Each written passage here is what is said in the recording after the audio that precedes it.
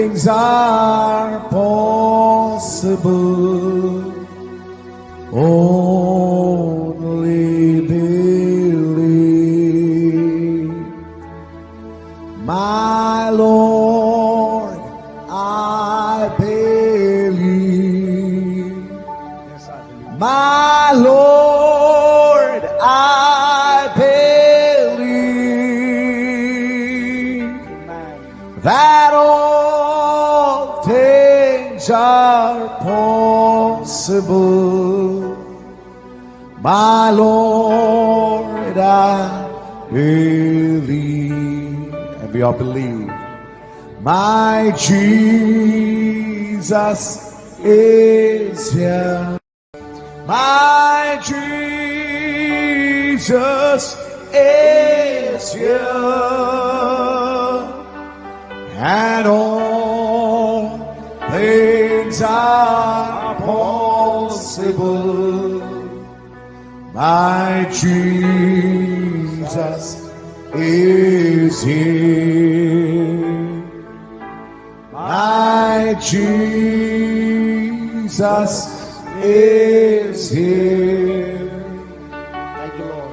My Jesus is here. And all things are possible. My Jesus is here. Praise lord. Hallelujah. పరిశుద్ధ గ్రంథము వైపు తిరుగుదాం. ప్రకటన గ్రంథము 4వ అధ్యాయము 2-3 వచనాలు చదువుదాం. వెంటనే నేను ఆత్మవశుడనైతిని, అదిగో పరలోకమందు ఒక సింహాసనము వేయబడి ఉండెను. సింహాసనమునందు ఒకడు ఆసీనుడై ఉండెను. ఆసీనుడైన వాడు దృష్టికి సూర్యకాంత పద్మరాగములను పోలినవాడు, మరకతము వలె ప్రకాశించు వర్షపు ధనస్సు సింహాసనమును ఆవరించి ఉండెను. చాలండి, ప్రార్థన చేద్దాం. స్తోత్రములు ప్రభువా, మహిమగల రాజా, మీకే స్తుతులు స్తోత్రములు చెల్లించుకొనిచున్నాము. ఇప్పటిదాకా నీ ప్రియబిడ్డలు పాటల ద్వారా నేను స్తుతించారు. చప్పట్లు కొట్టుచు, వాయిద్యాలు వాయించుచు, కంఠ స్వరాల ద్వారా నీకు మహిమను తెచ్చారు ప్రభువా. అతి ప్రాముఖ్యమైన సమయంలోనికి ఇప్పుడు మేము వచ్చి ఉన్నాము. ఈ గడియ వాక్యం ఇవ్వండి ప్రభువా. ప్రస్తుత కాలపు వర్తమానం ఇవ్వండి ప్రభువా. మా ఆరాధనను మీరు స్వీకరించండి ప్రభువా. అయ్యా, నీ కృప మాకు తోడుగా ఉంచండి నాయన. అయ్యా, బలహీనులము ప్రభువా, నీ రెక్కల క్రిందకు వస్తున్నాము నాయన. బలిష్ఠుడైన దూతగా మీరు నిలబడి మాతో మాట్లాడండి ప్రభువా. మీరు మాట్లాడితే మేము బ్రతుకుతాము. నీ మాటలే నిత్య జీవపు మాటలు. అయ్యా, నా మాట సొంత ఆలోచన, సొంత మాటలు ఏవి రానియక ఆ రోజు నాయన దానియేలును సింహపు బోనులో వేసినప్పుడు సింహాల నోరు ఎలా మూసేసావో ప్రభువా, అట్టి రీతిగా నా సొంత ఆలోచనలు గాని సొంత తలంపులు గాని మూసివేయండి ప్రభువా. నీ ఆలోచనలు, నీ తలంపులు ఇక్కడ ప్రత్యక్షమవును గాక. నీ ప్రియ బిడ్డలతో మీరు మాట్లాడండి ప్రభువా. అయ్యా, టేబు వింటున్న బిడ్డలు, శబ్దయంత్రం ద్వారా వింటున్న బిడ్డలు, అయ్యా కూడి వచ్చిన బిడ్డలు, ప్రతి వ్యక్తితో మీరు మాట్లాడండి ప్రభువా. ప్రస్తుత కాలానికి సంబంధించిన వర్తమానం ఇవ్వండి. వాక్యములో మా స్థానం ఏమై ఉన్నదో మేము చూడగలిగే కన్నులివ్వండి. నీ కృప మా అందరి మీద ఉంచండి ప్రభువా. మా మధ్య ఒక్క బలహీనుడు కూడా లేకుండా చేయండి. అనారోగ్యముతో ఉన్న బిడ్డలకి స్వస్థత ఇవ్వండి. వ్యాధి బాధల చేత అయ్యా కొట్టి మిట్టాడుచున్న ప్రియ బిడ్డలు ప్రభువా, ఆ వ్యాధుల నుండి, బాధల నుండి విడిపించండి. అంధకార శక్తుల చేత పీడించబడుచున్న వారికి నాయన ఆ అంధకార శక్తుల నుండి విడిపించండి. ఎందుకంటే నీ వాక్యము విడిపించేదయ్యా, నీ వాక్యము రక్షించేదయ్యా, నీ వాక్యము స్వస్థపరిచేదయ్యా. అయ్యా, ఎందుకంటే అపవాది కట్టిన కట్లన్నిటినీ విడిపించి ప్రభువా, కాడిమాను మేకులు తీసి ప్రభువా, ప్రతి కాడిని వెరగగొట్టి ప్రభువా, నీ ప్రియ బిడ్డలను స్వతంత్రులు చేయండి నాయన. ఈ దినము నాయన మేము ఆశపడి వచ్చి ఉన్నాము. ఆశ కలిగిన ప్రాణాన్ని తృప్తిపరుస్తానన్నావు ప్రభువా. నీ కృప ఇక్కడ ఉంచామని, కొద్ది నిమిషాలు మీరే మాతో మాట్లాడమని, బలిష్ఠుడైన దూత రెక్కల కిందకి మేము వచ్చి ఉండగా అయ్యా నీ విస్తారమైన కృప మా మీద ఉంచమని, మహిమ ఘనత ప్రభావాలు మీరు పొందుకోమని నజరేయుడైన యేసుక్రీస్తు నామములో ప్రార్థన చేసి అడిగి వేడుకొనుచున్నాము. ఆమేన్. కూర్చుందా. Praise the lord.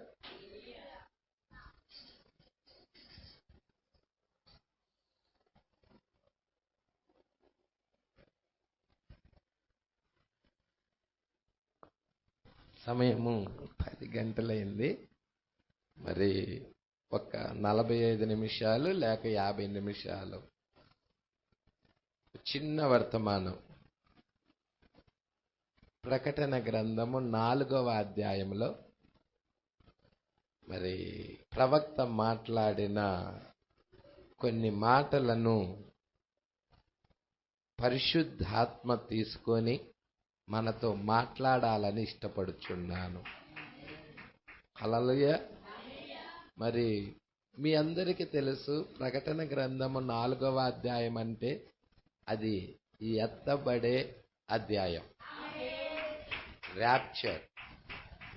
1వ వచనములోనే, ప్రకటన గ్రంథం 4వ అధ్యాయము 1వ వచనములోనే ఆయన ఇక్కడికి ఎక్కిరమ్ము అనే మాట మాట్లాడాడు. Praise the lord.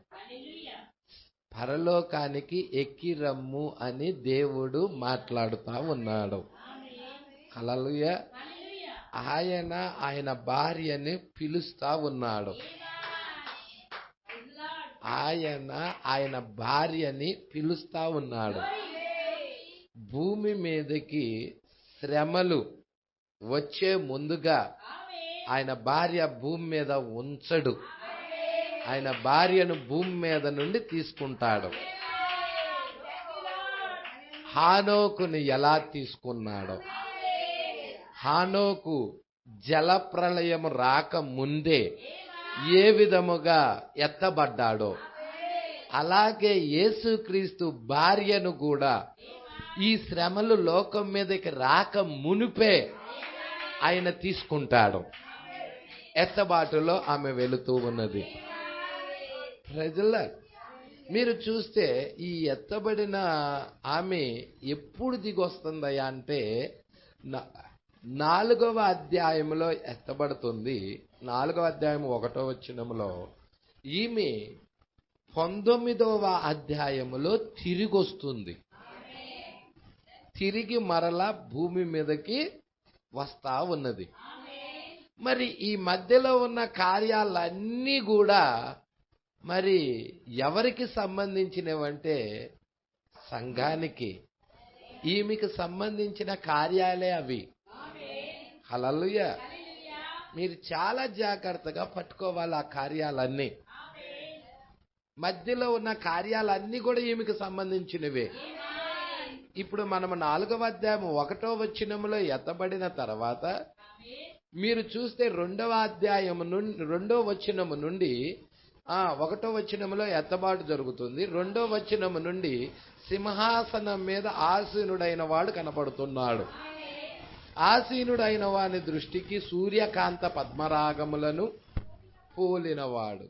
అంటే ఏం చూపిస్తా ఉన్నాడు అక్కడ అంటే మీరు చూస్తే ఏం చూపిస్తున్నాడంటే సూర్యకాంతము పద్మరాగము అంటే సూర్యకాంతపు రాయి పద్మరాగపు రాయిని ఆయనేనని చూపిస్తున్నాడు. ఆయనే అల్ఫా, ఆయనే ఒమేగా అని చూపిస్తున్నాడు. ఆ 12 గోత్రాల్లో మొదటి గోత్రము చివరి గోత్రము. సూర్యకాంతం అంటే రూబేను గోత్రం అయి ఉన్నది. పద్మరాగం అంటే బెన్యామీను గోత్రం అయి ఉన్నది. ఆ గోత్రపు రాయి అన్నమాట అది. Praise the lord. మరి ఈ గోత్రాలన్నిటికి కూడా ఎవరంటే ఆయనే ప్రాతినిధ్యం వహిస్తా ఉన్నాడు. ఇంకా ఏమన్నాడు? మరకతము. ఏమంటున్నాడండి? సూర్యకాంత పద్మరాగములో పోలినవాడు మరకతము వలె ప్రకాశించు. చూసావా? అంటే మరకతము అన్నాడు. ఈ మరకతము అంటే ఎక్కడ పెడతా ఉన్నాడంటే వర్షపు ధనుస్సులో. ఆయన మరకతముతో ఉన్నాడు. ఆ వర్షపు ధనుస్సు కూడా మరకతపు వెలుగుతోనే నింపబడి ఉన్నది. అంటే మరకతము అంటే పసుపుతో కూడిన పచ్చని రంగు అయి ఉన్నది. హల్లెలూయా. అగ్ని మండుతున్నప్పుడు వచ్చే కలర్ అయి ఉన్నది. అది ఎవరి దగ్గర ఉన్నది? ఆయన దగ్గర ఉన్నది. అదే వెలుగు, అదే అగ్ని, అదే యొక్క విధానము ఎక్కడ పెట్టాడంటే వర్షపు ధనుసులో కూడా పెట్టాడు. ఇప్పుడు వర్షపు ధనుసు దేంటి పాస్టర్ గారు అంటే వర్షపు ధనుసు ఎవరో కాదు, ఆయన భార్యే.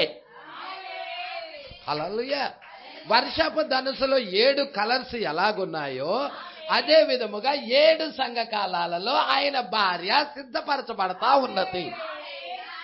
ఆ 7 కలర్స్ ఎలా ఉన్నాయో ఆ కలర్స్ గురించి కూడా ప్రవక్త మాట్లాడుతూ వస్తున్నాడు దీంట్లో. Praise the lord. మరి ఈ కలర్స్ ఏ విధముగా తయారవుతున్నాయి, ఎలాగ వస్తున్నాయి, ఏంటి అనేది కూడా దీంట్లో లోతైన విషయాలు చెప్తున్నాడు. మీరు చూడండి, అక్కడ ఆ యొక్క వర్షపు ధనుసు చూపిస్తున్నాడంటే అది దేంటది? నిబంధన. వర్షపు ధనుసు నిబంధన అయి ఉన్నది. Praise the lord. మీరు చూడండి, ప్రకటన 10లో కూడా మరి నిబంధన దూతగా ఆయనే వచ్చాడు. Praise the lord. మరి చాలా విషయాలు మీరు ఇక్కడ పొందుకోబోతున్నారు, చూడబోతున్నారు. ఇంకా 2వ వచనములో ఏముందమ్మా? మరకతము వలె ప్రకాశించు వర్షపు ధనుసు. ఇప్పుడు ఆ సింహాసనం ఎక్కడున్నది? ఆ సింహాసనాన్ని ఏది ఆవరించినది? వర్షపు ధనుసు. Praise the lord.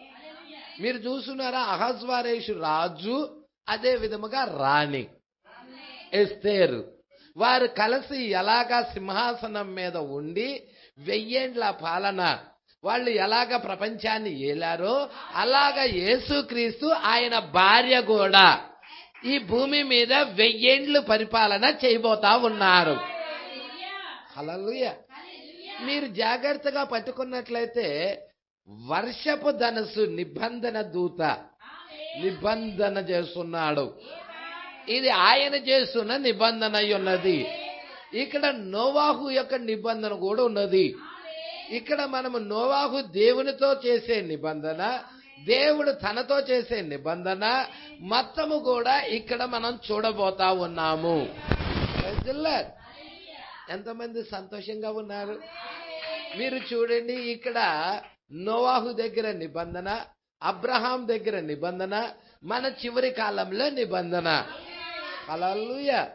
ఇప్పుడు నోవాహు దగ్గరికి వచ్చేదలికే నిబంధన, అక్కడ క్రీస్తు మరి వర్షపు ధనుసు నిబంధనకి గుర్తుగా, అంటే ఆ బలి అర్పణ స్వీకరించాను అనటానికి గుర్తుగా వర్షపు ధనుసు నియమించాడు అక్కడ. ప్రజల అబ్రహాం దగ్గర మెల్కీషెదకుగా వచ్చాడు. 14వ అధ్యాయంలో మెల్కీషెదకుగా వచ్చాడు. 15వ అధ్యాయంలో బలి అర్పణ ఉన్నది అక్కడ. ఆ అర్పణ స్వీకరించాడు. నిబంధనపు దూత ఆ యొక్క నిబంధన చేస్తా ఉన్నాడు అబ్రహాముతో కూడా అక్కడ. అదే విధముగా ప్రకటన 10లో కూడా దేవుడు నిబంధన దూతగా దిగొచ్చాడు. ఈ విషయాలు మీరు ఈ రాత్రి కాల సమయంలో పొందుకోబోతున్నారు. ఎంతమంది సంతోషంగా ఉన్నారు? హల్లెలూయా. ఈ యొక్క నోవాహు కాలంలో నిబంధన, దేవుడు చేస్తున్న నిబంధన ప్రపంచముతో కాదు, నీకును ఇక్కడ చూడండి, దేనికంటే 70 ఇక్కడ మీరు తీసారా 78వ పేరా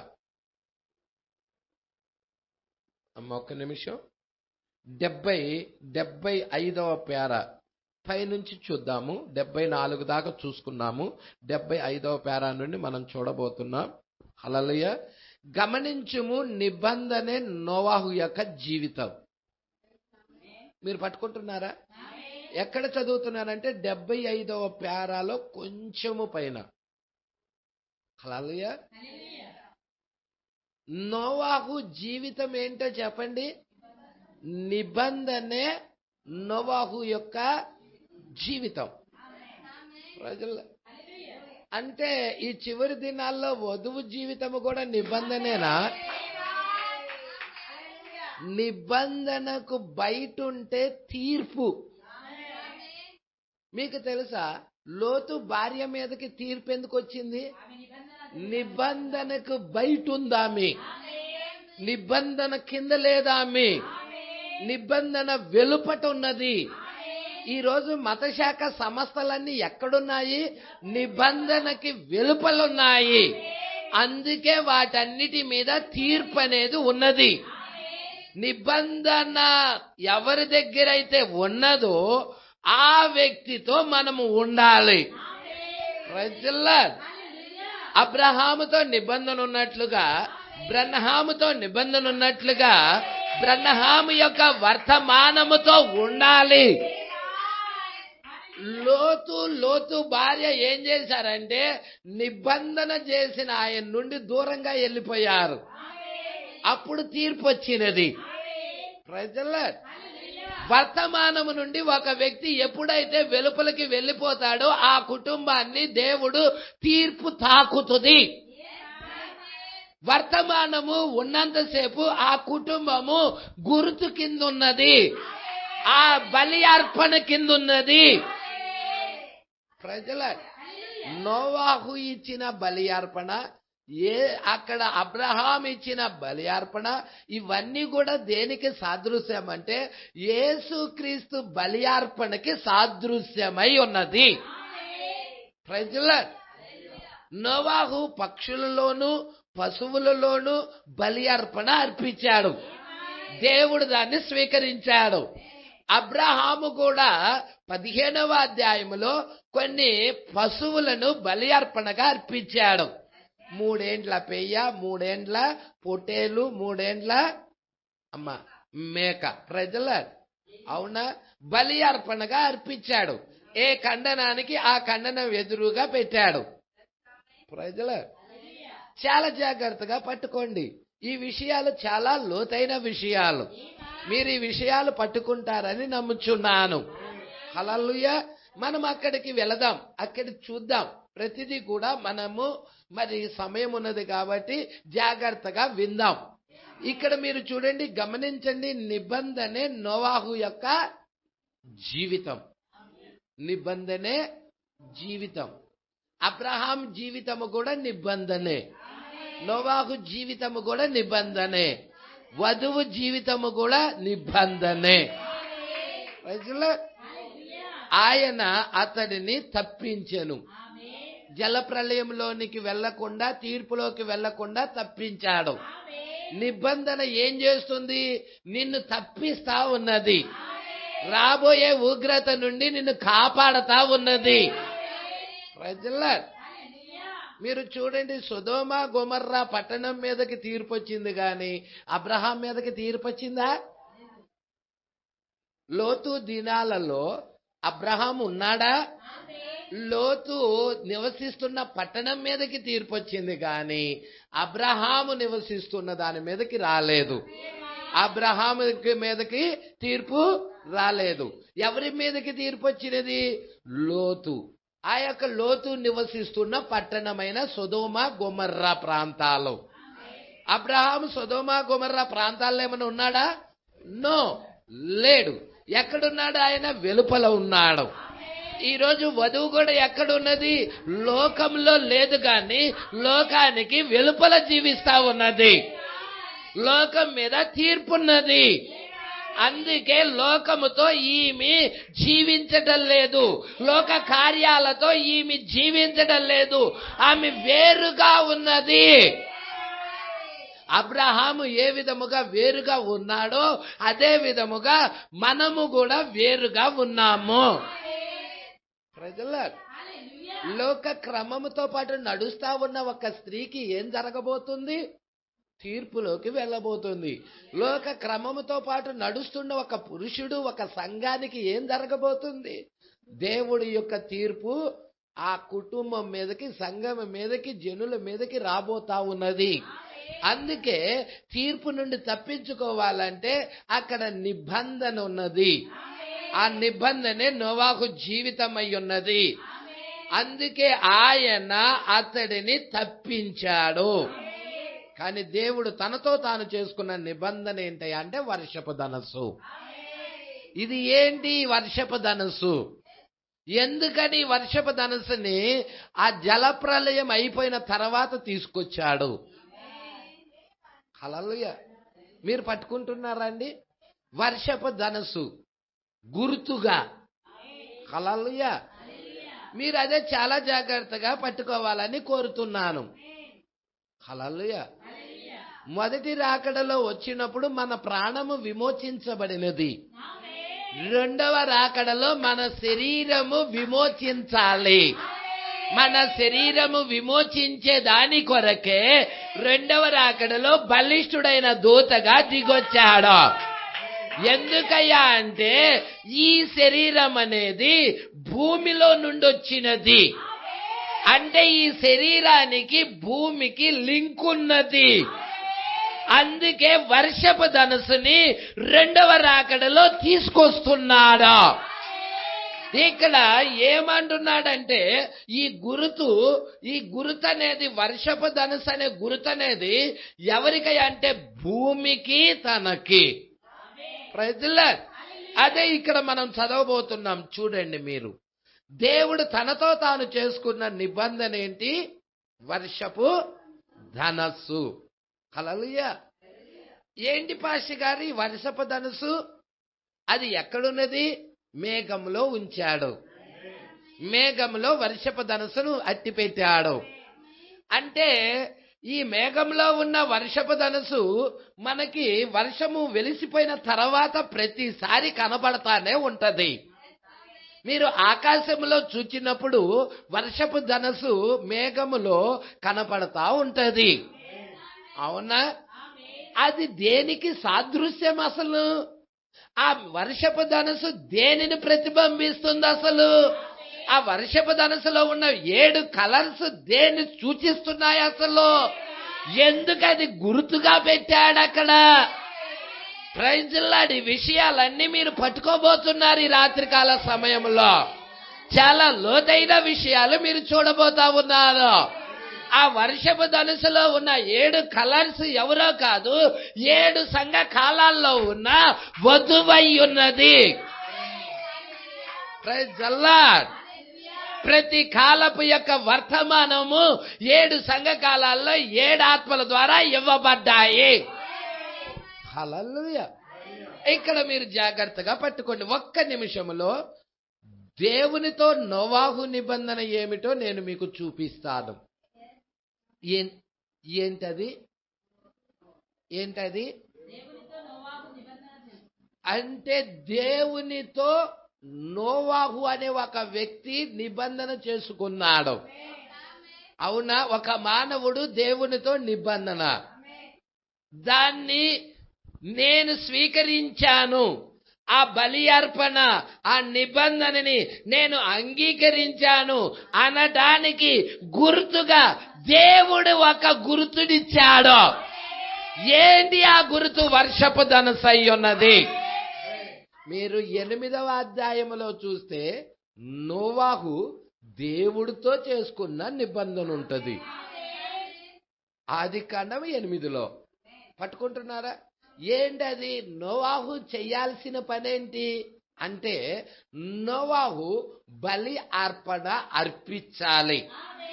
వేటితో? అపవిత్రమైన వాటితో కాదు, పవిత్రమైన వాటిని తీసుకొని బలి అర్పణ అర్పించాలి. ఆ బలి అర్పణ 20వ వచనం చూడమ్మా. 8:20 అండి. అప్పుడు నోవహు యెహోవాకు బలిపీఠము కట్టి పవిత్ర పశువుల అన్నిటిలోను.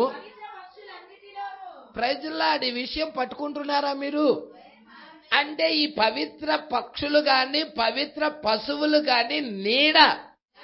ఎవరికి నీడంటే ప్రభువైన యేసుక్రీస్తు బలి అర్పణకి నీడగా ఉన్నాయి ఇవి. అంటే నోవాహు ఏం చూపిస్తున్నాడు అక్కడ? క్రీస్తు యొక్క బలి అర్పణని చూపిస్తున్నాడు. Praise the lord. క్రీస్తును చూయిస్తున్నాడు. క్రీస్తు యొక్క బలి అర్పణ సిలువను చూయిస్తున్నాడు. ఆయన సిలువలో బలైపోయాడా? చంపబడ్డాడా? చూడండి కొంచెం ముందుకి. పవిత్ర పశువులన్నిటిలోనూ పవిత్ర పక్షులన్నిటిలోనూ కొన్ని తీసుకొని ఆ బలిపీఠము మీద దహన బలి అర్పించెను. అవునా? హల్లెలూయా. యేసుక్రీస్తు కూడా ఏం చేశాడో చెప్పండి. ఆయన పరిశుద్ధుడు. ఆయన పరిశుద్ధుడా కాదా అండి? ఆయన మన అందరి పాపములు దేవుడు ఆయన మీద మోపాడు. ఆయన దహన బలిగా సిలువలో అర్పించబడ్డాడు. బలి అయ్యాడు ఆయన. బలి అయిన గొర్రె పిల్ల ఆయన. అందుకే అదంతా మనకు చూయిస్తా ఉన్నది ఇక్కడ 21. అప్పుడు యెహోవా ఇంపైన సువాసన నాగ్రహించి ఆ ఇక మీదట అంటే ఇంపైన సువాసన తీసుకొస్తున్నాడు. హల్లెలూయా. ఇప్పుడు ఆ బలి అర్పణ ఇంపైన సువాసన ఇస్తా ఉన్నది. తిరిగి మరలా మానవుడికి నిత్య జీవమునికి వెళ్ళటానికి, తిరిగి మానవుడు ఆ ఏదెను తోటలో కోల్పోయిన ఆ స్వతంత్రాన్ని, ఆ నిత్య జీవాన్ని, ఆ జీవ వృక్ష ఫలాన్ని తిరిగి మరలా భుజించటానికి అక్కడ దేవుడు ఒక మార్గాన్ని సిద్ధపరిచాడు. Praise the lord. నువ్వు నిజంగా ఏదైనా తోటలో ఉన్న జీవ వృక్షాన్ని భుజించాలంటే ఇంపైన సువాసన మరి అక్కడ దేవుడికి నువ్వు అర్పించవలసిన వాడవై ఉన్నావు.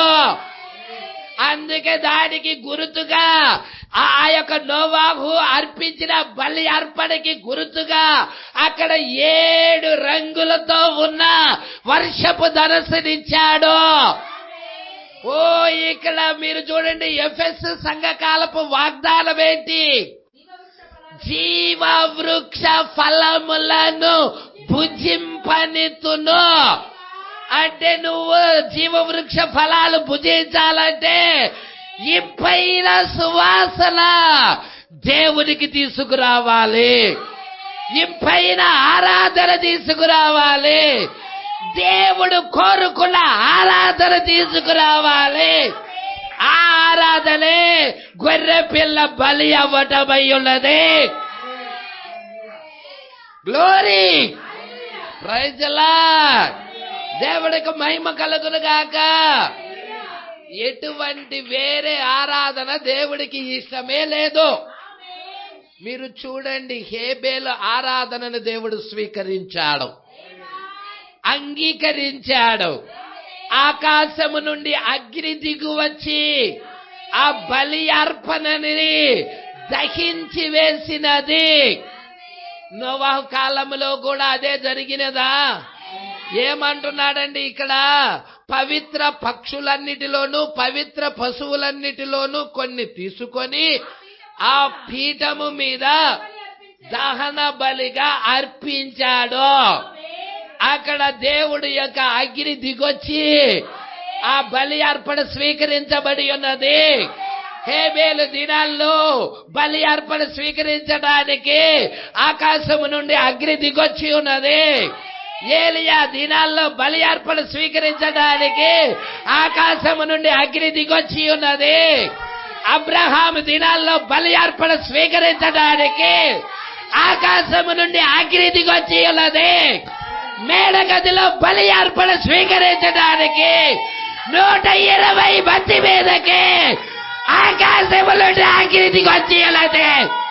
ఈ రాత్రి కాల సమయంలో కూడా నీ బలి అర్పణ స్వీకరించడానికి అదే అగ్ని దిగొచ్చి ఉన్నది. Praise the lord. దేవుడికి మహిమ కలుగును గాక. మరి ప్రతి కాలంలో కూడా దేవుడు అగ్ని ద్వారాగా జవాబిచ్చే దేవుడు. హల్లెలూయా. ప్రతి కాలంలో దేవుడు అగ్ని ద్వారా జవాబిస్తా ఉన్నాడు. నీ ఆరాధన నేను స్వీకరించాలనడానికి గుర్తుగా బలి అర్పణ అగ్ని రావటమై ఉన్నది. ఆ బలి అర్పణ దగ్గరికి అగ్ని రావటమై ఉన్నది. Praise the lord. దేవుడికి మహిమ కలుగును గాక. హల్లెలూయా. దేవుడికే మహిమ, ఆయనకే ప్రభావము కలుగును గాక. దేవుడికి మహిమ కలుగును గాక. గ్లోరీ. అందుకే ఇక్కడ దహన బలి అర్పించాడు. ఓ అప్పుడు యెహోవా ఇంపైన సువాసన ఆగ్రహించి ఇక మీదట నరులను బట్టి భూమిని మరలా శపించను. Praise the lord. ఓ అక్కడ నోవాహు దినాలకు ముందే భూమి శపించబడి ఉన్నది. ఎంతమందికి తెలుసు? మీకు ఆ లేఖనం కావాలంటే ఆదికాండం 3వ అధ్యాయం వైపు తిరుగుదాం. Praise the lord. ఆదికాండము 3వ అధ్యాయం. ఆదికాండము 3వ అధ్యాయము. హల్లెలూయా. 15వ వచనము నుండి కొంచెము చూద్దాము. ఇక్కడ చూడమ్మా, ఇక్కడ మీరు చూడు, 14 నుండి చూడు. ఇక్కడ ఏం శపించబడి ఉన్నదో, కొన్ని శపించబడినవి ఉన్నాయి, కొన్ని దేవుడు శిక్షిస్తా ఉన్నాడు, కొన్నిటిని శపిస్తా ఉన్నాడు. ఇవన్నీ కూడా మీరు చూస్తారు ఇక్కడ. చూడమ్మా, 17వ వచనం దాకా మీరు చదవాలి. 14 నుండి. అందుకు దేవుడైన యెహోవా సర్పముతో, నీవు దీన్ని చేసినందున పశువులన్నిటిలోనూ భూజంతువులన్నిటిలోనూ నీవు శపించబడిన దానవై నీ కడుపుతో ప్రాకుచు నీవు బ్రతుకు దినములన్నీయు. ఇక్కడ సర్పమును దేవుడు శపిస్తున్నాడు. హల్లెలూయా. సర్పము శపించబడిన తర్వాత ఇది మరలా శాపము, సర్పం మీద ఉన్న శాపము తీసేయటం జరగదు.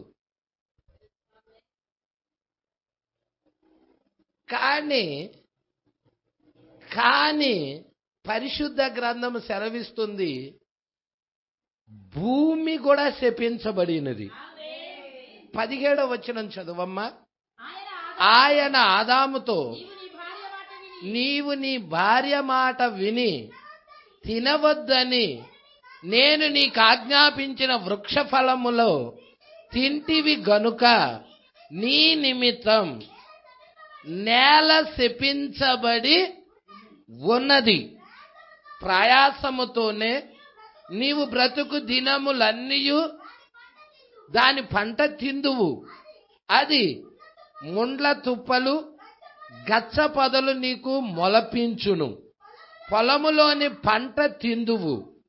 నీవు నేలకు తిరిగి చేరు వరకు నీ ముఖపు చెమట కార్చి ఆహారము తిందువు. ఏలయనగా నేల నుండి నీవు తీయబడితివి, నీవు మన్నే గనక తిరిగి మన్నైపోదు అని చెప్పాను. అవునా? అంటే ఈ శరీరం ఏంటి? మన్ను అంటే మట్టి నుండి, మట్టిలోని భాగం ఇది. మీకున్న శరీరాలన్నీ కూడా మట్టిలోని భాగాలే. మీ శరీరము బ్రతకాలంటే మట్టిలో నుండి వచ్చిన పంట, ఏదైతే ఉన్నదో దాన్ని తినే బతకాలి. హల్లెలూయా. మట్టి నుండి వచ్చిన దాన్నే తిని బతకాలి, ఎందుకంటే ఇది మట్టిలో నుండి తీయబడినది. అవునా? ఇప్పుడు మీరు చూడండి, నేల కూడా శపించబడినది. అయితే నేలకి భూమి యొక్క శాపాన్ని దేవుడు తీసేస్తున్నాడు. సర్పము యొక్క శాపాన్ని తీసేయటల్లా. హల్లెలూయా. సర్పము శపించబడినది, అయితే భూమి శాపము మాత్రం తీసేయబడుతుంది. ఎప్పుడు భూమి యొక్క శాపము తీసేయబడుతుందో తెలుసా? ఎంతమందికి తెలుసు? ఎప్పుడు భూమి యొక్క శాపము తీసేయబడుతుంది? Praise the lord. భూమి కూడా శపించబడినది, అయితే భూమి కూడా విడుదల కొరకు ఎదురు చూస్తుంది. శాపము నుండి విడిపించాలని ఎదురు చూస్తుంది. దాస్యము నుండి విడిపించబడాలని ఎదురు చూస్తుంది. ఎప్పుడయ్యా అంటే, మీరు చూడండి, రోమీలకు రాసిన పత్రిక వైపు తిరగండి. మీరు జాగ్రత్తగా చూడాలి విషయాలు. మీరు చూడండి, 8 తీయండి. రోమీలకు రాసిన పత్రిక 8వ అధ్యాయం. అమ్మా 19 అంటే చదవండి. దేవుని కుమారులు ప్రత్యక్షత కొరకు సృష్టి పట్టుకుంటున్నారా?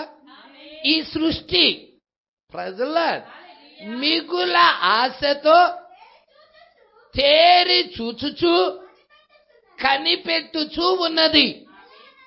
ఏలయనగా సృష్టి నాశనమునకు లోనైన దాస్యము లో నుండి విడిపించబడి దేవుని పిల్లలు పొందబోవు స్వాతంత్రము, మహిమ గల స్వాతంత్ర్యము నిరీక్షణ గలదై స్వేచ్ఛగా కాక దానిని లోబరిచిన వాని మూలముగా. Praise the lord. సంగమా పట్టుకుంటున్నారా ఈ విషయాలు? ఇప్పుడు సృష్టి వ్యర్థపరచబడినది. సృష్టి ఎప్పుడైతే అవ్వ ఆదాములు పాపం చేశారో వాళ్ళు మరలా విమోచించబడే అంతవరకు సృష్టి కూడా ఏమైంది? ఆ యొక్క వ్యర్థపరచబడి ఉన్నది. ఇది కూడా చూపించబడి ఉన్నది. ఇది కూడా ముళ్ళ తుప్పలు గచ్చబదలు వచ్చి ఉన్నాయి. ప్రజల ఇప్పుడు భూమిలో నుండి భాగమైన ఈ శరీరము విడుదల పొందితే భూమి కూడా విడుదల పొందుతుంది. ప్రజల అంటే భూమి ఎప్పుడు విడుదల పొందుతుంది అంటే దేవుని కుమారులు ప్రత్యక్షత. ఎప్పుడైతే దేవుని కుమారులు భూమి మీద ప్రత్యక్షపరచబడతారో అప్పుడు సృష్టి దాస్యము నుండి విడిపించబడటానికి సిద్ధంగా ఉంది. ఎందుకొరకయ్యా అంటే దేవుని కుమారులు ఎప్పుడైతే ఆ యొక్క దాస్యము నుండి విడిపించడానికి వాళ్ళు ప్రత్యక్షం అవుతా ఉన్నారు. మీరు ఇక్కడ జాగ్రత్తగా పట్టుకోండి. నిత్యత్వములో ఉన్న ఆదాము పడిపోవుట ద్వారాగా సృష్టి కూడా పడిపోయినది. అవునా కదండి? సృష్టి కూడా ముళ్ళ తుప్పలు గచ్చపదలు వచ్చేసాయి. తిరిగి ఆదాము యొక్క సంతానము దేవుని కుమారులు నిత్య జీవం పొందుకోవటం ద్వారాగా తిరిగి సృష్టి కూడా ఆ నిత్య జీవంలోకి వెళ్తుంది. హల్లెలూయా. అంటే అదేంటై ఉన్నది? భూమి విమోచన. హల్లెలూయా. భూమి విమోచన గురించి ఎక్కడ చెప్పాడు? నోవాహు కాలములో. మీరేం చూస్తా ఉన్నారు? ఇక్కడ మీరు చూడండి, మీరు జాగ్రత్తగా పట్టుకోండి. 75వ పేర. ఇప్పుడు ఆ నిబంధననే తరువాత గురుతుగా, అవునా, ఇప్పుడు మనకి కూడా తరతరాలకి అదే గుర్తు. ఎన్ని తరాలు వచ్చినా గాని తరతరాలకి గుర్తేంటి? ఫైనల్ గుర్తేంటి? ఆ వర్షపు ధనస్సు. ఎక్కడ? మేఘములో ప్రత్యక్షమవటం.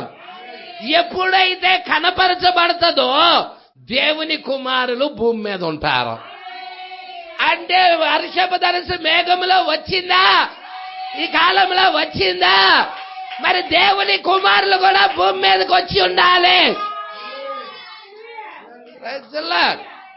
చాలా జాగ్రత్తగా పట్టుకోండి. ప్రతి పాయింట్ ఇంపార్టెంట్ అయి ఉన్నది. అందుకే ఇక్కడ అంటున్నాడు, చదువుదాం. ఇప్పుడు ఆ నిబంధనే తర్వాత గురుతుగా మనము కనుగొనగలం. అది ఒక గురుతై ఉన్నది. మీరు అంటారా పాస్టర్ గారు, ఆ మేఘము గుర్తంటారా? మీరు ఆ మేఘము గుర్తంటారా? ప్రజల అది గుర్తంటారా? ఎక్కడ రాయబడింది పాస్టర్ గారు అది గుర్తని? హల్లెలూయా. మీరు చూడండి అమ్మా, మీరు చూడండి. మత్తయి సువార్త 24వ అధ్యాయము 30 చదువమ్మా. అప్పుడు మనుష్య కుమారుని సూచన లేక గుర్తు, టోకెన్. హల్లెలూయా. ఆ సూచన ఆకాశమందు కనబడును. అప్పుడు మనుష్య కుమారుడు ఏంటి ఆ సూచన?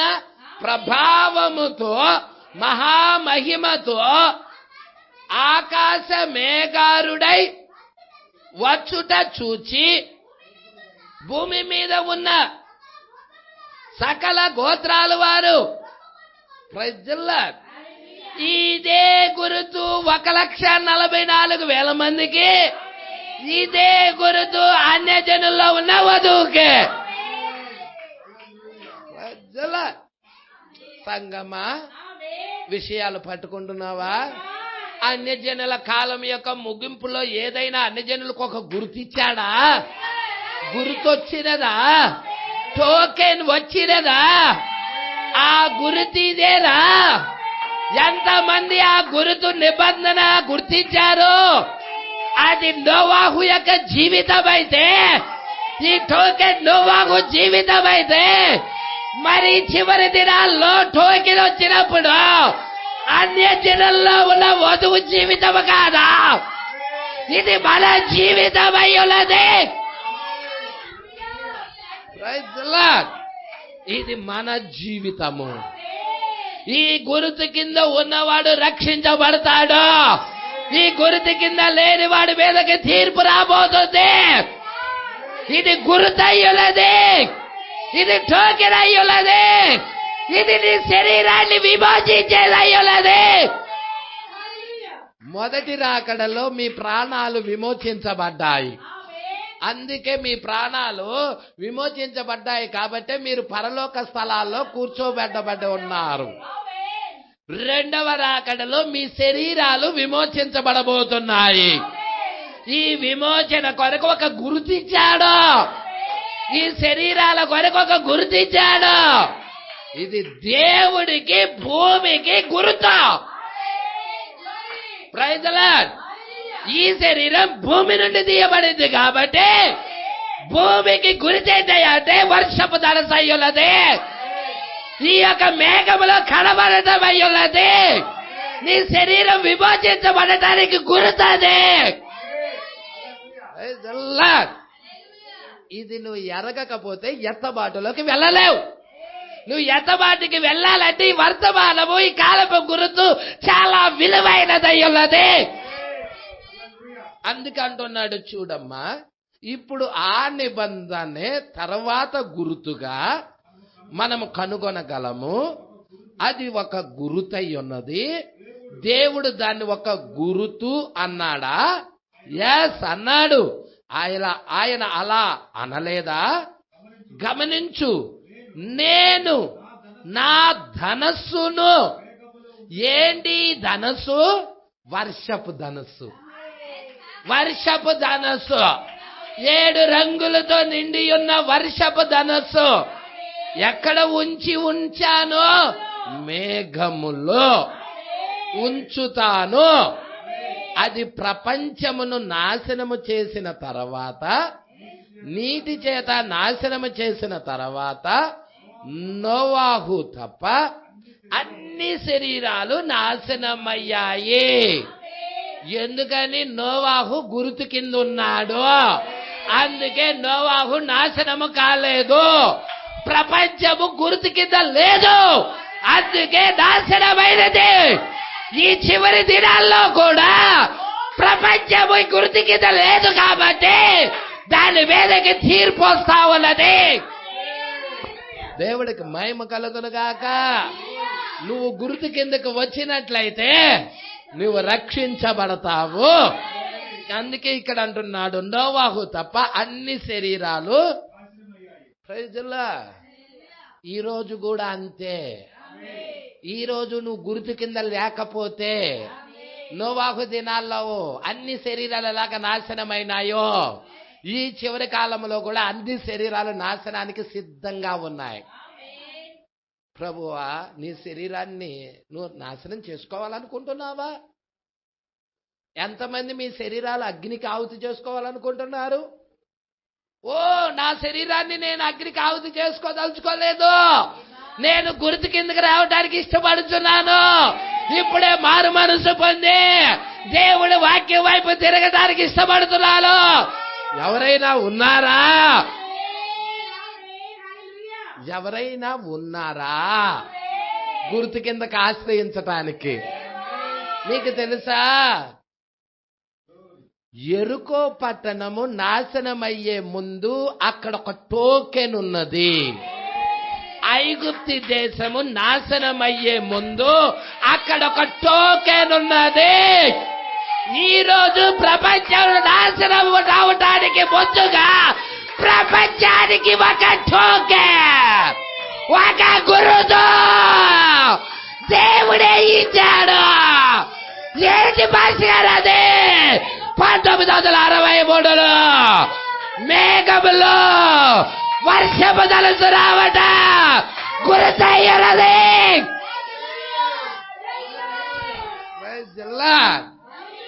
ఓ సంగమా, ఈ విషయాలు పట్టుకుంటున్నావా? ఈ విషయాలు నువ్వు పట్టుకుంటున్నావా?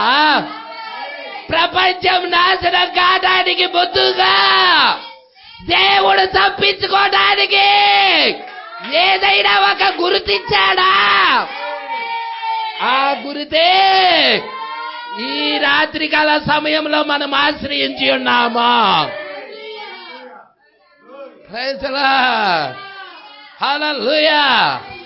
ఇది అందరికీ కాదు ఈ వర్తమానమా. ఏర్పాట్లో ఉన్నాళ్ళకి, ఎన్నికలో ఉన్నాళ్ళకి, ముందు నిర్ణయంలో ఉన్నాళ్ళకి. Praise lord. లోకస్తులు లోక కార్యాలను ఆనందిస్తారు, వధువు వాక్యము పట్ల ఆనందిస్తుంది, వధువు వాక్యములో సంతోషిస్తుంది. వెండి బంగారాలు లేకపోయినా, మేడ మిద్దెలు లేకపోయినా, సిరి సంపదలు లేకపోయినా, ధన ధాన్యాలు లేకపోయినా వాక్యము పట్ల వధువు ఆనందిస్తుంది. ఇది అందరికీ కాదమ్మా ఈ వర్తమానము. ఇది ఒక ప్రత్యేకమైన స్పెషల్ పీపుల్, ప్రత్యేకమైన జనులకు. ఓ, ఇక్కడ మనం చూస్తా ఉన్న ఐగుప్తు నాశనానికి ముందు ఒక గుర్తొచ్చిందా? ఓ, అక్కడ మనం చూస్తున్నాము గొర్రెపిల్ల రక్తం వచ్చినది, ద్వార బంధకాల మీద గొర్రెపిల్ల రక్తము కుబియబడినది. యెరికో పట్టణము నాశనానికి ముందుగా ఒక గుర్తొచ్చినది. ఆ రాహాబు స్త్రీ ఇంటి మీద ఆ గుర్తు పుయ్యబడి ఉన్నది. ఈ రోజు ఎత్తబడే వధువుకు కూడా ఒక గుర్తున్నది. ఆ గుర్తు ఈమెకి పుయ్యబడతా ఉన్నది. ఈమె గృహం మీద ఉన్నది, ఈమె కుటుంబం మీద ఉన్నది, ఈమె జీవితంలో ఉన్నది ఆ గుర్తు. Praise the lord. అందుకే అంటా ఉన్నాడు, చూడమ్మా, నోవాహు తప్ప అన్ని శరీరాలన్నీ నాశనమయ్యాయి, మరియు భూమికిని నాకు అంటే దేవుడికి మధ్య నిబంధనకు గురుతుగా. ఓ దేవుడికి మహిమ కలుగును గాక. ఇక్కడ ఏమంటున్నాడో చూడండి, దేవుడు ఏం చెప్తున్నాడో, ఆ నిబంధన అనేది భూమికి నాకు మధ్యన నిబంధనకు గురుతుగా ఉండును. ఓ ఇది ఈ శరీరం ఎక్కడి నుండి వచ్చినది? భూమిలో నుండి వచ్చినది. అంటే ఈ శరీరము విడిపించబడాలి అంటే ఈ గురుతు భూమి విడిపించబడాలి. భూమి విడుదలే ఈ శరీరం యొక్క విడుదల. Praise the lord. ఈ శరీరం విడిపించబడుతుందంటే భూమి కూడా విడిపించబడుతుందని అర్థం. అక్కడేమంటున్నాడో చూడమ్మా, భూమికి నాకును మధ్య నిబంధనకు గురుతుగా ఉండును, నాకును మరియు ప్రపంచమునకు. అది ప్రపంచానికి గుర్తు కాదది, ప్రపంచమునకు కాదది. ప్రపంచం అంటే కాస్మాటిక్స్. ఏంటది? కాస్మాస్. ప్రపంచం యొక్క ఒక క్రమము, కాస్మాస్. గమనించారా? కానీ ఇది భూమికి నాకు మధ్య. Praise the lord. భూమికి నాకు మధ్య అంటే ఈ శరీరం యొక్క విడుదల గురించి మాట్లాడుతున్నాడు, విమోచన గురించి మాట్లాడుతున్నాడు. Praise the lord. ఎప్పుడు విడిపించబడుతుంది ఈ శరీరం? ప్రకటన 10లో. ఎప్పుడైతే బలిష్ఠుడైన దూత వస్తున్నాడో, ఆ గుర్తు వస్తా ఉన్నదో, నువ్వు విడిపించబడటానికి సిద్ధంగా ఉన్నావు. అదేనా లోక 21:27? లోక 21:27 అదేనా? మనుష్య కుమారుడు ప్రభావముతో మహామహిమతో మేఘారుడై వచ్చుట చూదురు. ఆ మేఘములో వర్షపు ధనుసున్నదే. ఆ వర్షపు ధనుసు రావటం మీరు చూస్తున్నారంటే మీ విడుదల సమీపముగా ఉన్నదని తెలుసుకోండి. మీరు విడిపించబడటానికి సమీపముగా ఉన్నది మీ విడుదల. మీ శరీరాలు విమోచించబడబోతున్నాయి. హల్లెలూయా. మీ దేహ విమోచన అది, మీ శరీరాల విమోచన అది. ఆ ఇజ్రాయేల్ ప్రజల విమోచన గురించి మాట్లాడాడు. ఈరోజు వధువు విమోచన గురించి మాట్లాడుతా ఉన్నాడు. Praise the lord. ఇక్కడ మీరు చూడమ్మా, దేవుడు ఇలా నేను భూమిని సృష్టించాను మరియు దానితో నేను ఎంతో భయంకరముగా. చూసారా? భూమి అల్లాడిపోయింది. హల్లెలూయా.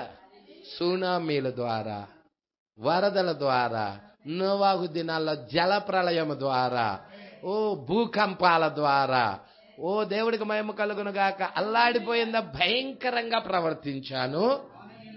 దాన్ని నేను తలక్రిందులుగా చేశాను మరియు దాన్ని ముక్కలుగా చేశాను. మరియు బహుశా అలా చేసేవాడు. మరి ఇది కూడా అంతేనా?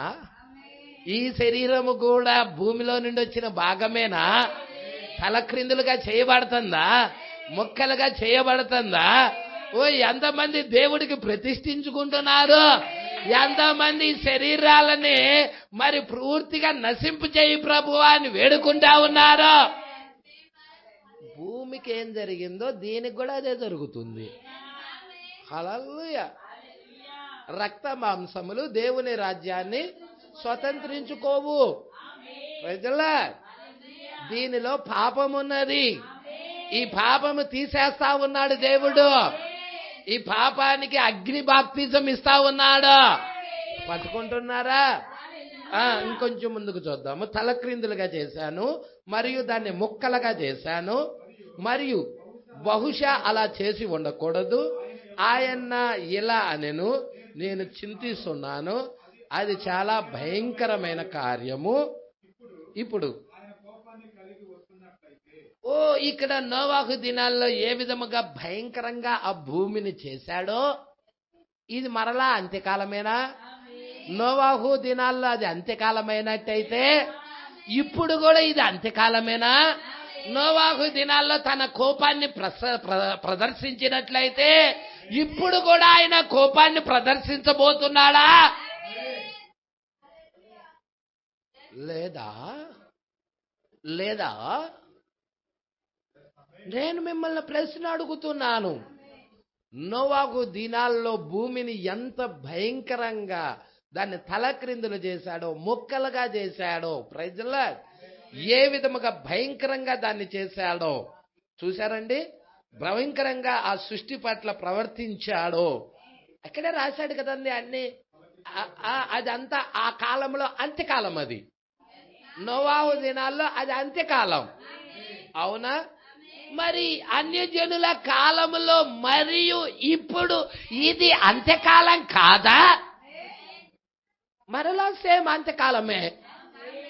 ఆ దినాల్లో దేవుడు తీర్పరిగా దిగొచ్చినట్లయితే, ముక్కలు చేయడానికి ఉగ్రతగా దిగొచ్చినట్లయితే, మరి ఈ కాలంలో కూడా దేవుడు తీర్పరిగా రాలేదా? తీర్పరిగా రాలేదా?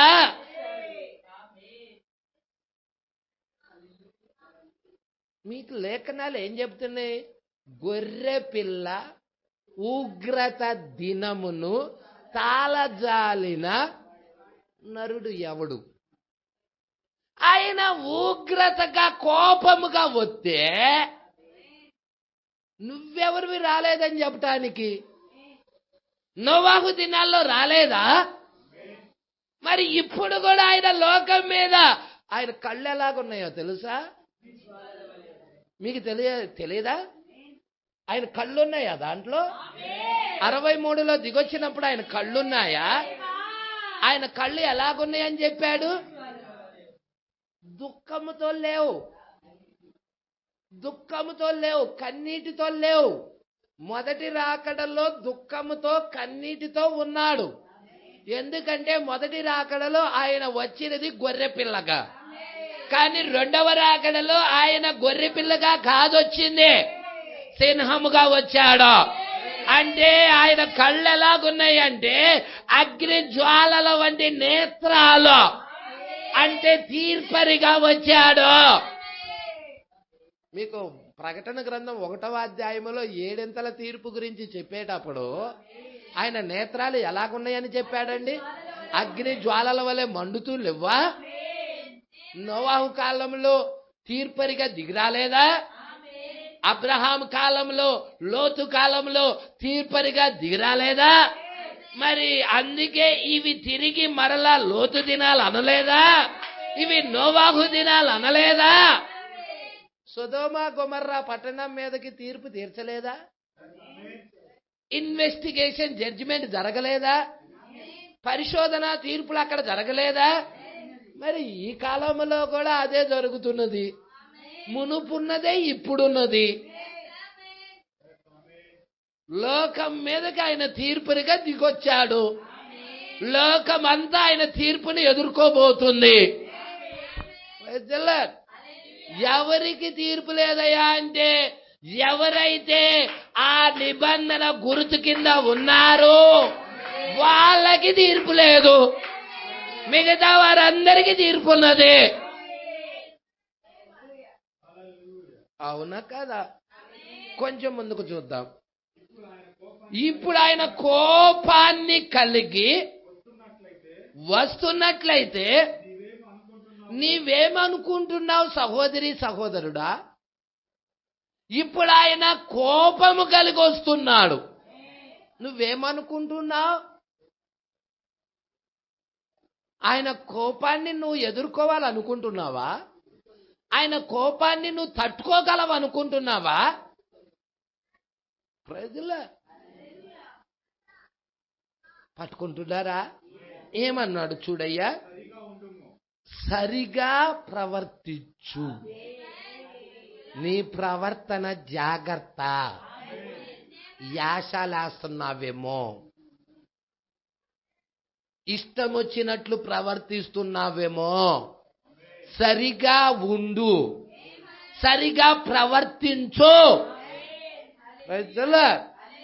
ఇంకేమంటున్నాడు? సరిగా ఉండుము, పాపి అయిన స్నేహితుడా సరిగా ఉండు. ఓ కనిపెట్టు, మరియు చూచుటకై ఎదురు చూడుము. ఆయన 63లో వచ్చాడు, తీర్పరిగా వచ్చాడు, మరలా ఆయన మధ్యాకాశానికి వస్తున్నాడు వధువుని తీసుకెళ్ళటానికి. అవునా? 63లో ఆయన మెల్కీషెదకుగా వచ్చాడు. అయితే మధ్యాకాశానికి ఆయన వచ్చినప్పుడు సొంత శరీరంతో వస్తాడు. ప్రజల ఇప్పుడు 63లో సొంత శరీరంతో రాలేదు, 63లో మెల్కీషెదకుగా వచ్చాడు. ప్రజల తీర్పరిగా. మీకు తెలుసా అండి? తీర్పరిగా, ఉన్నతమైన న్యాయాధిపతి అన్నాడు. ఆ తెల్లని విగ్గు ఏమన్నాడండి? ఉన్నతమైన న్యాయాధిపతి, తీర్పరి అన్నాడు. చూద్దాం. ఆయన మరలా వస్తున్నాడు. నీవు దాన్ని నమ్ముచున్నావా? ఆయన మరలా వస్తున్నాడని నేను దాన్ని ప్రేమిస్తున్నాను. నీవు అలాగ చేయుటలేదా?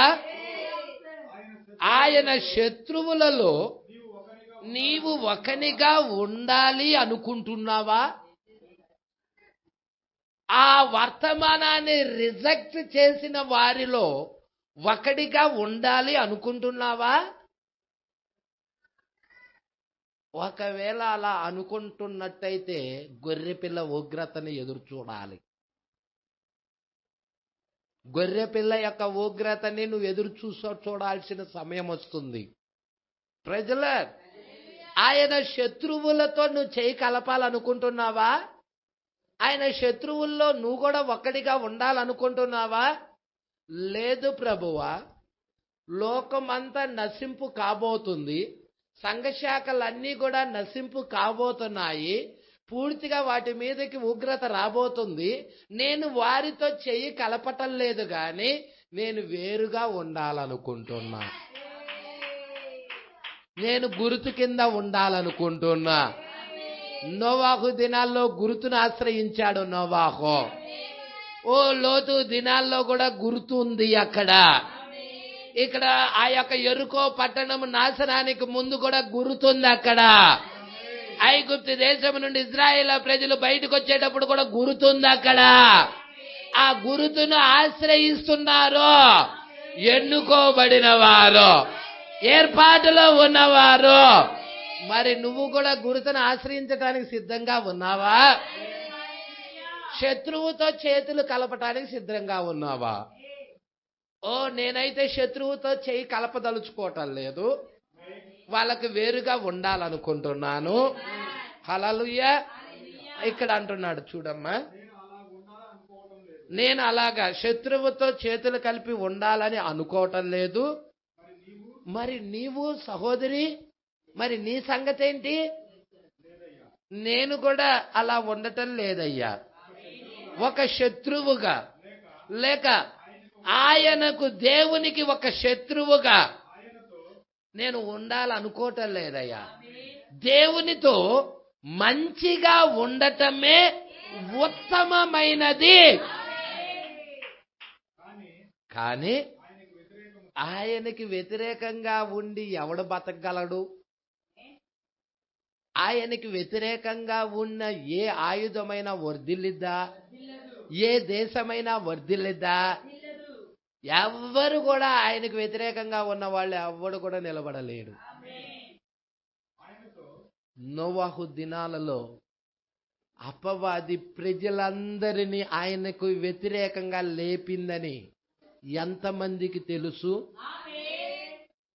ఈరోజు అదే దయ్యం, అదే అపవాది 63లో వచ్చిన ఈ వర్తమానానికి వ్యతిరేకంగా ప్రజలని లేపుతుందని ఎంతమందికి తెలుసు? సంగమా, వర్తమానాలు పట్టుకో. వర్తమానం పట్టుకోకపోతే నువ్వు బ్లాస్ట్ అయిపోతావు. నువ్వు నిశ్చయముగా కాల్చబడటానికి సిద్ధంగా ఉన్నావు దేవుడు అగ్ని ద్వారా. వాక్యము ఆశ్రయించు. బయలుపాటు ఇయ్యయ్యా అని వేడుకో. బయలుపాటు లేకుండా దేవుణ్ణి నువ్వు సంతోష పెట్టలేవు. బయలుపాటు లేకుండా నీకు ప్రత్యక్షత లేకుండా ఎత్తబాటులో వెళ్ళలేవు. నీ ఆరాధనలో అగ్ని కనపడాలంటే నీ ఆరాధన బయలుపాటుతో కూడినదై ఉండాలి. అంటే ప్రత్యక్షతతో కూడిన ప్రార్థన, ప్రత్యక్షతతో కూడిన ఆరాధన చెయ్యాలి. అందుకంటున్నాడు ఇక్కడ, ఆయనతో మచ్చ లేకుండా పరిశుద్ధంగా ఉండు, లోకం అంటకుండా ఉండు. ఆయనతో మచ్చ లేకుండా ఉండు, కనిపెట్టు, మరియు చూచుటకై ఎదురు చూడుము. అది చూచుటకు గొప్ప దృశ్యము. ఆయన మరలా వస్తున్నాడు. ప్రవక్త దగ్గరికి వచ్చిన అదే ప్రభువు దూత ఈ అంత్యకాలంలో వధువు మీదకి ఎప్పుడైతే ఒత్తిడి రాబోతా ఉన్నదో అతి పరిశుద్ధ స్థలాన్ని అభిషేకించటానికి ఆయన మరలా వస్తున్నాడు. దానియేలు గ్రంథంలో 6 కారణాలు ఉన్నాయా? 6 కారణాల్లో 6వ కారణం ఏమిటి? అతి పరిశుద్ధ స్థలము యొక్క అభిషేకమేనా? ఎవరా అతి పరిశుద్ధ స్థలము? ఆయన మందిరమే కదండి, గుడారమే కదండి. ఆ గుడారము ఆయన భార్య కాదా? పౌలు గారు ఏమన్నారు? మీరు దేవుని మందిరమని, ఆలయమై ఉన్నారని ఎరగరా? ప్రజల ఇది అతి పరిశుద్ధ స్థలము. మరి దీన్ని అభిషేకించటానికి, ఈ గుడారాన్ని అభిషేకించటానికి, ఈ ఆలయాన్ని అభిషేకించటానికి మన కాల ప్రవక్త దగ్గరికి దిగొచ్చిన అదే దేవుడు వధువు దగ్గరికి కూడా వస్తున్నాడా? షడ్రక్, మేషక్, అబేద్నెగోల దగ్గరికి ఆ అగ్నిలో వేయబడే ముందు, ఆ ఒత్తిడి టైంలో వారి దగ్గరికి వచ్చిన దేవుడు ఈరోజు ప్రపంచ సంఘముల సమైక్య నుండి వధువు మీదకి ఒత్తిడి వస్తున్నప్పుడు ఆ ఒత్తిడి టైంలో ఈమె దగ్గరికి కూడా వస్తున్నాడా? ప్రజలు ఎన్ని నిదర్శనాలు, ఎన్ని గురుతులు. అందుకే నమ్మకంగా కనిపెట్టు, నమ్మకముగా ఉండు, పరిశుద్ధంగా జీవించు, లోకముతో జీవించద్దు, పిచ్చి పిచ్చి వేషాలు వెయ్యద్దు, ఆయనకు వ్యతిరేకంగా ఉండద్దు, శత్రువుతో చేతులు కలపద్దు. నీ మనసు మార్చుకొని దేవునితో జీవించు, వర్తమానముతో జీవించు. ఎంతమంది ఆయనతో ఉండాలని ఇష్టపడుతున్నారు? అందుకే ఇక్కడ అంటున్నాడు, చూద్దాము అమ్మా, చదువు 77వ పేర. ఇప్పుడు ఈ పేరాతో క్లోజ్ చేసేసుకుందాం, సమయం అయిపోయినది, 11 అవుతా ఉన్నది. ఇప్పుడు ఒక నిబంధన, గుర్తు. ఈ కాలంలో గుర్తేంటి? ఎవరి దగ్గర కన్నా వెళ్ళి గుర్తుందా అని అడగండి. టోకెన్. ఈ కాలపు గుర్తేంటి? హల్లెలూయా. ఒక గుర్తేంటి? బలి అర్పణ అంగీకరించటమే గుర్తు. హల్లెలూయా. దేవుడు ఆ బలి అర్పణ అంగీకరించటమే గుర్తు ఇచ్చాడు. టోకెన్ గా అక్కడ నోవాహు దినాల్లో ఇచ్చాడు. ఇప్పుడు ఆదికాండం 8:20 నుండి 22 తెరుద్దాము. అది ఆదికాండం 8వ అధ్యాయము 20 నుండి 22 వచనాల వరకు. అది మంచిది, అది ఆ పేజీ మధ్యలో ఉన్నది. అది ఇప్పుడు నోవాహు ప్రభువుకు బలిపీఠాన్ని కట్టి పవిత్ర పశువులన్నిటిలోను పవిత్ర పక్షులన్నిటిలోను కొన్ని తీసుకొని ఆ బలిపీఠము మీద దహన బలి అర్పించాడు. అప్పుడు యెహోవా ఇంపైన సువాసనను ఆగ్రహించి, ఇక నరులను బట్టి భూమిని మరలా శపించును. ఎందుకనగా నరుల హృదయాలోచన వారి బాల్యము నుండి చెడ్డది. నేనిప్పుడు చేసిన ప్రకారముగా ఇకను సమస్త జీవులను సంహరింపను. మరియు ఇప్పుడు చివరి వచనం చదవండి. భూమి నిలిచి ఉన్నంత వరకు వ్యధకాలములను, కోతకాలములను, శీతోష్ణములను, వేసవి శీతాకాలములను రాత్రింబగళ్ళు ఉండక మానవని. అదొక నిబంధన అయి ఉన్నది. అదే దాన్ని యోహాను కూడా నోవాహు ఏదైతే చూశాడో, ఏదైతే గుర్తును పొందాడో, యోహాను కూడా దాన్ని చూశాడు. యేసు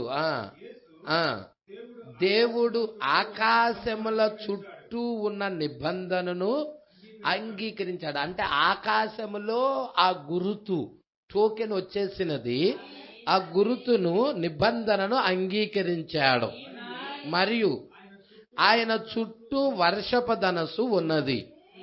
సింహాసనము చుట్టూ, ఇది మనము ప్రకటన గ్రంథములో చూసాము కదా, 4వ అధ్యాయం 3వ వచనములో మరకతము వలె ప్రకాశించు వర్షపు ధనస్సు సింహాసనాన్ని ఆవరించి ఉన్నది, చుట్టూ ఉన్నది.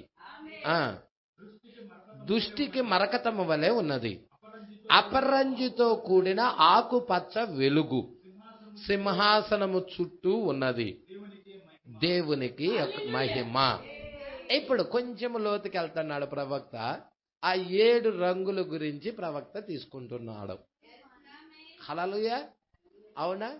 ఎన్ని రంగులు ఉన్నాయి వర్షపు ధనుసులో? అది 78వ పేరా ఉన్నది.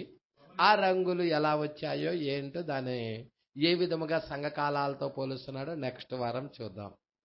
దేవుడు ఈ మాటలు దీవించి ఆశీర్వదించునుగాక. ఆమేన్, ఆమేన్. మరి నెక్స్ట్ వారానికి దాన్ని వాయిదా పెడదాం. చాలా లోతైన విషయాలు. ప్రేమిస్తున్నారా? ఎంతగా ప్రేమిస్తున్నారు? ఈ రాత్రికాల సమయంలో చాలా విషయాలు తెలిసినాయి. దేవుడు మనందరితో మాట్లాడాడు. నిజంగా మనం నిబంధన జనులై ఉన్నాము. వర్తమానం పక్షాన నిలబడిన వారమై ఉన్నాము. మన జీవితం పరిశుద్ధంగా ఉంచుకోవాలని, పవిత్రమైన జీవితాన్ని కలిగి ఉండాలని దేవుడు ఎంతో చక్కగా మనతో మాట్లాడాడు. ప్రార్థన చేసుకుందాం. హల్లెలూయా.